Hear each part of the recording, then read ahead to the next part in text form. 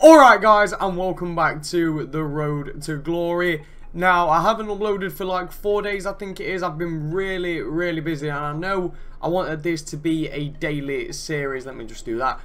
Yeah, I know I wanted this to be a daily series. I want to do a lot of daily uploads with this. So, when I'm inconsistent like I have been for these past couple of days, it's annoying to myself. So, I'm going to try and not do this as much, but what I might do is actually step down the uploads and do it every other day again, just so I can guarantee, like, I don't know what, it's up to you guys, like, really. So let me know in the comments what you think to this. Would you prefer me to try my best to upload every single day? But obviously I've got college, I've got training as well, so it's like 3 hours I get a day. Sometimes I can only record and I can't actually, you know, do the face cam, edit the video, render and upload. So would you prefer me to do every other day and try and be as consistent as possible with that, which in most truth I get, I just completely, I don't even know what happened there. Most truth, I guess, but I couldn't say that. That's really confused me there, but yeah, pretty much, if I say every other day, it'll more than likely be every other day for the rest of the year. So well, for the rest of the year, for the rest of FIFA 18, I should be pretty consistent with uploading every other day. Where when it's every day, you know, daily uploads, which is, you know, it can be quite stressful at times. I'm probably going to miss, you know, the odd couple of days here and there, and then you might get what's happened here where I've just missed 4 days in a row. I can't believe I stuttered then, and that really was a tongue twister. I can't get over that, but let me know what you think. More than likely, for the time being, I'm just going to be uploading every other day to see how that works for me and how you guys take it. Obviously, at the minute, my channel isn't doing isn't doing as well as it usually would. The Road to Glory has definitely like took down my views and stuff for the things what I normally do. However, I'm going to stick to this Road to Glory for as long as possible, unless obviously it just doesn't work out. But for me, this series is one of them ones where I can build on it, and hopefully, you know, the viewership and the engagement builds on it as well. And I know that you guys who are subscribed have been enjoying it, so I'm not going to be ending this series anytime soon, because I know there was one person who was worried about that, but I'm not going to be ending this series. I'm going to be sticking to this the whole way through FIFA 18. That is my plan. The entire way through FIFA 18 will be a Road to Glory, no matter what. And now it might be that I eventually stop calling it a Road to Glory and I'll just be doing squad builders and pack openings and stuff like that,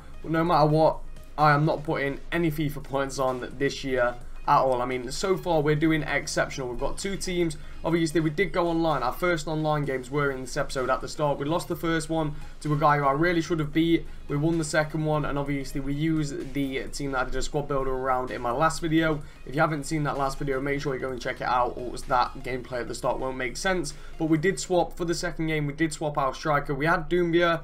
He got injured and he wasn't as good as I thought, I'll be 100% honest. He got injured, I got annoyed with him, I quick sold him. I went and picked up Jonas, I'm not sure how much he was, I can't really remember, for a 83 rated player.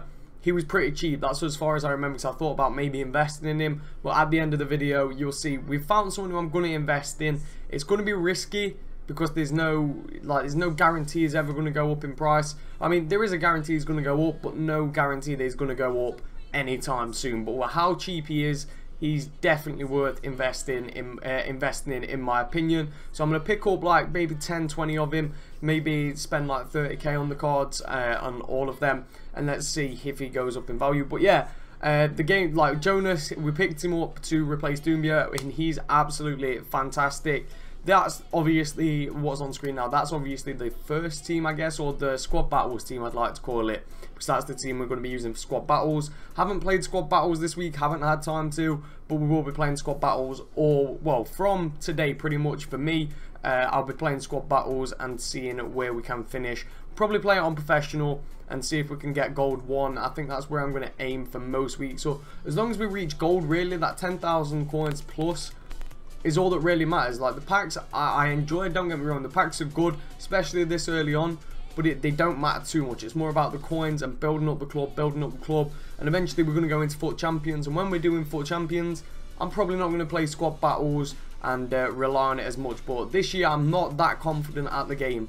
I'm playing now with the update. This was pre-update, some of this gameplay, But yeah, now I'm playing with the update. I'm feeling a little bit better though. They've improved the AIs.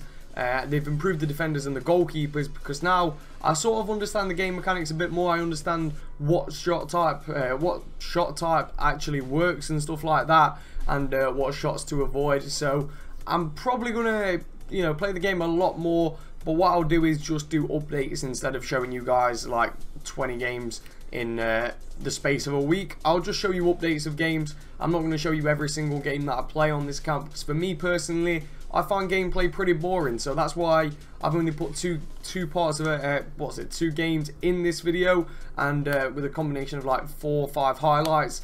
Because I find gameplay when I'm watching other YouTubers boring. I don't want to, you know, drag it out too much. The only time I'll show gameplay is when it's necessary. So like Foot Champions, but I'll do Foot Champions weekends, or Foot Champions, you know, certain days of the week, where if those people who don't like gameplay like myself don't have to watch those videos, and it'll all still make sense. And then when we do foot drafts as well, I'll make sure that I'll put on the screen something like gameplay starts at this time and finishes at this time, if you just want to skip the gameplay, because that's not all I normally do. So with my Road to Glory this year, I want it to be everything that I look for in a Road to Glory, and then all the things that I don't enjoy in a Road to Glory, I'm going to just remove those parts, or give you options to remove those parts for yourself, like with the jump cuts and the time cuts, timestamps. So I think it's going to be fun. Hopefully you guys like enjoy the way I'm doing this. I don't want it to seem like I'm just setting out a series,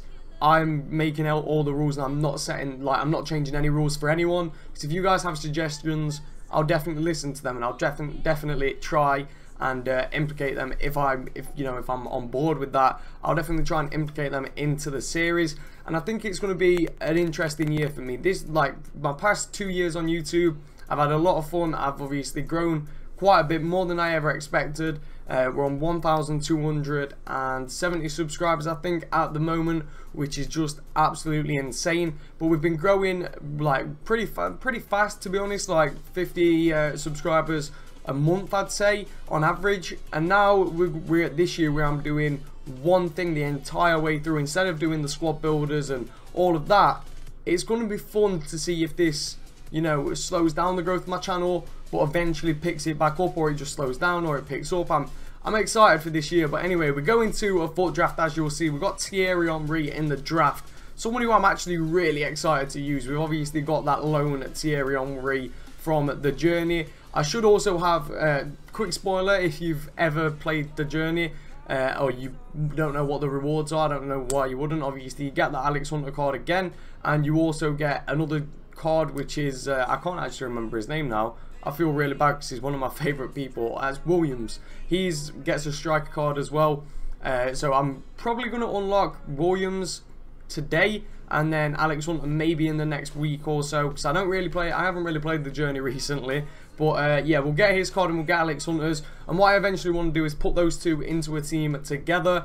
I'm not sure what formation, but I'd like to use them for squad battles. I completely lost where I was going with that then. But yeah, I want to use those two players in a team for squad battles. So Alex Hunter and I think it's Danny Williams or something like that. I know it's Williams. I'm 100% sure on that. But yeah, I want to use those two in a team for squad battles, so we get some gameplay out of them. They have a use, and then, you know, it's a little bit of fun as well for me, because playing offline, it is boring. But when I'll be playing offline, I'll be using Alex Hunter, and it gives me, you know, a little bit of something to do with those cards. Because normally, like last year, I got Alex Hunter, used him for like the first 2 weeks or something like that, and after that he was just someone sitting in the club, and I don't want to do that again, especially when this year the cards actually look really nice for Alex Hunter and Williams. So yeah, we're definitely going to be putting them into a team. There'll be a squad builder around that maybe in the next 2 weeks. It depends when I finish the Journey. I'm not sure how long I've got left. I'm on like chapter 5, a quarter of the way through, so it might be another, you know, 2 hours, or it might be another 6 hours. So depending on, that's worth of gameplay as well. So depending on when I finish it, that's when that'll be out. But other than that, this draft, what we did here was actually pretty decent. I'll be honest, I enjoyed this draft. Obviously, what I did as well, I actually put Evra on and switched the two centre backs around, so Evra did get full chemistry. Looking back at it, I didn't show that, and that annoyed me a little bit, because I was like, someone's going to pick out on that and realise that I messed up.